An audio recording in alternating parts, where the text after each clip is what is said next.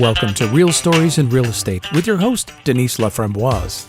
Real people sharing real stories about their adventures in real estate. So welcome to Real Stories in Real Estate, the podcast where we talk about real things that happen to real people and they share their experiences about pros, cons, would they do it again? I'm your host, Denise Laframboise, and today I have Kumssa Hassan with me. Welcome. Thank you for having me. I really appreciate it. I'm excited. So I want you to tell us the story about buying your house. When did you buy the store, or when did you buy the house? So we bought at the absolute worst time you could probably buy in the last maybe 20, 50 years. We bought April 2017. So the market was at its peak. Way overpaid for our home. The minute we moved in. But you didn't know at the time, right? Like when you bought it, were you competing against other offers and you were like, yes, I won and I only paid this much, right? Yeah, originally we were like, man, it's just going to keep going up from here. It's property, right? So we were, I don't want to say that we were coerced into buying it, but we were we had to beat the next people's offer. And luckily, we got the house. Right? Yes, we got the house. And that's what people are doing right now. It's like, oh, I just competed against 41 other people. Yes, I got the house. And you're like, but is it worth what you just paid? Is that what you wanted to pay? Did you go over because you were so excited in the moment, right? Yeah, we had to go really over to the point where even now in today's market, we could sell with a little bit of a profit, but not by much because of the time that we bought it. So it's kind of crazy you think about that season when we bought it, April 2017, in comparison to now, it's you could clearly tell it's a nice little peak. Yeah. And we went through something similar because we bought our first house in 2006 and we thought we bought a great deal, great house, great location. It, checked all the boxes, we nailed it. And in 2008, it was worth less than what we paid for it. Right. And then as young kids at the time, we could barely afford that house as it was. That's a whole other podcast. But then we're thinking, what did we do? So how long did it take you to recoup or move or? 2010, that house was worth enough. So different world because we could refinance it up to 95% of the value. So we refinanced it in 2010, pulled money out and then bought another house and kept that one as a rental property. Right. But things go up and down. I always tell people, you're going to buy, if you're buying to hold, it's always going to go up in value. Sure. I don't remember exactly what my house was worth in 2008, but I know that somebody sold it last year for 4 times what we paid for it. Right. So I know that it goes up in value over time. If you buy in a location that's marketable, we're both in the 905, right? You buying outside of the GTA, it's always going to go up in value. It's true. Where we are now too, it's moving up. Especially where you are in the Whitby area, the Whitby, Brooklyn, the local area. That place is booming. Yeah. Well, and I think everywhere at 905, we see Hamilton blowing up, even places like Alliston and Caledon, Keswick, all kinds of places where it's if you don't have to go to work every day downtown, maybe you're only going to go 1 day a week or something. You can live wherever you want. Yeah. Where do you get more house for your money? Yeah. We're stuck in that same scenario now where it's okay, well, we can kind of, hopefully hop out of the scenario that we're in and ride the wave and hope that it kind of dips. So, like you said, that is for another podcast. Right. But so we talked a bit about this stress, right? You buy a house and because you bought in April, when did you close? Do you remember? It was end of June, almost July. So it was on the dip, right? Yep. So when we moved in, it was already $50,000 less than what we purchased it for. Right. Just thinking, what have we done? I can't even imagine. And so rather spent that $50,000 in a casino. Right. Right. But be real. If you had spent all this time paying rent, you would probably be worse off, not better. At the end of the day, definitely. Right. definitely at the end of the day, we never regret buying, even in the market that it was in. I mean, we're blessed enough to be in a home and whenever day it is. But yeah, at the end of the day, we're still happy that we purchased, and we don't regret that decision. So, But it would have been sweet to buy 2 months later. exactly. Right? To just hold off for 2 extra months. But I'm sure you just get cut up at like the spring market. And I mean, at the time, I remember like every day setting a record, right?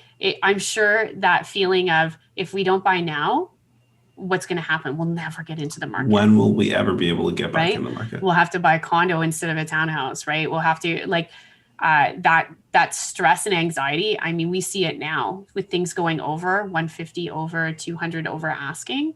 It's so stressful because people get beat out of homes and you just get more aggressive and more desperate, right? You really want a house. I don't know where it's going to take us, this market, though. Well, I mean, we'll see when it corrects itself, if it does. Yeah, I don't know. I don't know. I mean, in Durham here, I really think we were kind of a well-kept secret. Houses here were always cheaper than the same distance north or west of the GTA. And I remember even like moving here, like people were like, where did you move? Where is that? Like nobody knew. There was no 407 here. It was like, the other side of the world. Like I might as well have moved to like Cornwall, But now you see somewhere where you can commute very easily downtown. You have fast GO train service, you have highways, and there's more stuff out here. Places like it was the Walmart for me when in the last, like where we lived, when they had the Walmart, I was like, okay, yeah, we'll survive. We'll make it here. Right. Yeah. For me, it was Longo's. I was like, oh, we got a Longo's. Like we have like a different grocery store other than Freshco and Walmart and Superstore. Like that was the thing. And then when they started building Costco's out here, I was like, oh yeah, now we're pumping, right? Yeah. Yeah. So in hindsight, thinking about it now, like, do you wish you'd bought sooner? Like, do you think were there thoughts of, man, we should have done this a year ago? We had a lot of, I guess, family members and friends that were telling us to hold and just wait. So we wish that we actually held on a little bit longer. That's our only regret. We said, like, when we wouldn't have preferred to have bought it before because we were working towards the goal still, so we didn't have all the resources we needed. And then when we did, we thought we had to use it at that moment, right? So just holding, listening to people saying, hey, just rent a place for a little bit or just sit tight, let the market correct itself a little bit. And we were naive and young, first-time home buyers and anxious, like we need it. No, like if it doesn't happen now, it's never happening. And it can go either way, right? The market can keep going up or it can correct. And I mean, unfortunately for you, it corrected and you had the pain of watching it correct while your asset went like this and then back up, right? But it could have gone the other way too, that it would just keep climbing and you'd be like, thank gosh, we got in here, right? Yeah. It's hard to anticipate that or even understand it, so. Well, I went to university I did a degree in economics, and I always joke that all I learned from that was that economists can justify whatever they want. Like you tell me what you think the market's going to do, and I can find statistics to support that, right? Because it really is anyone's guess, right? And we've seen different trends and different things happen. Like, who knows? Yeah. But I think as long as you plan, like if you're going to hold a home for 5 years, 10 years, you're always going to make money on it, even if you buy it at the height of a market. Yeah, that's true. Right. And throwing your money away on rent is not going to put you any further ahead. That's true as well. That was our argument back to people. We're not going to waste a year's rent worth is $24,000 from our savings, right? So, right. I remember my father-in-law, he told me one time, he was like, on the way home from their house, because they lived 3 hours away, he's like, can you just write a bunch of checks? And then on the way home, can you just like roll down your window every so often and chuck a check out the window? And I'm like, what are you telling me? He's like, that's what you're doing when you're paying rent. Please stop it. Go buy something anything. Absolutely. I know we listened to him, but I mean, we should have bought something 10 years earlier. Thinking about what we could have afforded, we should have, but that hindsight thing, right? I like what you said. The market will grow every 5 to 10 years. You'll see it increase anyways. I like that positive perspective. It makes a lot of sense. Right. So besides the dip, though, are you still happy you bought? Like, you still would redo it? Yes, we would still redo it. We had a baby on the way. Oh, I was going to say anything that you would have done differently, though. Like would you have listened to somebody more? Was there anybody who was like, no, this is the way to go? Well, we had my real estate agent at that time was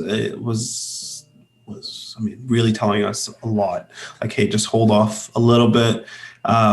So that, I would say, he warned us on, and then also the distance on where we settled to purchase as well, from the city. It's not a 20-minute drive. We're looking at a 40-minute drive. And that was one of the things that he was warning us and telling us about as well, right? So, yeah. Yeah. But I mean, that's what you do when you're young. I talked to Chris about that too, right? It's like you drive until you qualify. So you start in the center of the city and you think, okay, do I want to go east, west, or north? And then you drive until it happens, right? Yeah, that's true. We had the choice of where we are versus like a Bowmanville and Clarington. And at that time, there was nothing, like, I couldn't see myself living there. Yeah. So yeah, we did what we had to do. I mean, like, if we were just patient and listened, I guess those are the two things. If we listened to the people around us, and with experience, we would have came out with a better decision. Right. Yeah. It's so hard, though. It's so hard to like when you're young and you're like, I did this and I'm ready and I want to do it. Like, how do you listen to other people? Yeah. Right. So besides this, you also have a business. Do you want to tell people what you do? Yeah, sure. I'm an insurance broker. I specialize in, home, auto, and commercial insurance. So I work on a lot of what I've been working on a lot, actually, in the last couple of days and weeks. You've been sending me people from, all over, like out east, out west, farmhouses, city places, right? So specializing in making sure that everybody's covered is what I take care of. Yeah. Something that I really love about you is that it's not always about like, here's the cheapest, here's also what you need, right? You hear bad stories all the time of somebody who didn't have the right coverage when something happens with water or something happens in their home. And if it's only going to be a couple bucks extra, it's nice to know people are protected properly. I like to let people know, I like to give people their options as well. First of all, find out their needs, what they need covered. A lot of people, what I tend to hear in conversations is, I've never been asked that before. Or like, why do you need to know this and that? And I give them my explanations to why. And they're surprised because, their last broker didn't tell them that their jewelry ring, the $25,000 ring is covered to a certain limit on their home insurance policy, right? So a little nicks and knacks and making sure that my clients are fully covered is what I strive for. Yeah. Peace of mind. And I'm the same, right? Like people, I want the lowest rate. That's cool. Like I have low rate basic products and I won't put my own mortgage in them. I'm happy to do that if it's the best fit for you, but here's the reasons why I don't do it with my own houses, right? And I love hearing your stories. And we talk a lot for people that I guess don't know. I love the stories about how you're showing people the math on, and that's where your economics, degree comes from, right? So, and I might like some math a little bit too much, maybe. It's a good thing when what you're doing. So. I hope so, right? If it's a job based in numbers, it's good that you like math. Awesome. Well, if people want to hear more about just like navigating the market, maybe people just want to talk about what they're going through right now, buying and worrying about what if there's a correction, just hearing that it comes back again, I think is good. your house will be worth more again if you just wait and stop looking. Or if they want to know anything about home, auto, or business insurance, how can they find you? You can find me by email or phone number directly is better, 647-909-9643. Or you can shoot me an email directly at insurance@kumssahassan.com. And I guess KUMSSAHASSAN. And Kumssa answers his phone all the time. That story about you answering the phone to quote a client while you're in the delivery room with your wife. Yep. You're ridiculous. I know it. I mean, that's customer service, but that's ridiculous. And God bless her, because I don't know that any other woman would tolerate that. Yeah. I got talked to for that laughter. So. Well, thanks for being here today. So just to recap, we're talking to Kumssa about buying a house on the top of a bubble. So very interesting perspective, and we'll see what happens, right, with this 2021 market. I mean, it's anybody's guess, right? But we may see some people in this situation again, the same as we did in 2006 and 2008. I'm Denise Laframboise. I really appreciate everybody tuning in today. And you can find this on my website, so www.deniselaframboise.ca, or anywhere you find your podcasts. So Spotify, iTunes, Audible, wherever you like to listen to your stories. Thanks for tuning in, and I hope you check out other episodes. Thanks, Kumssa.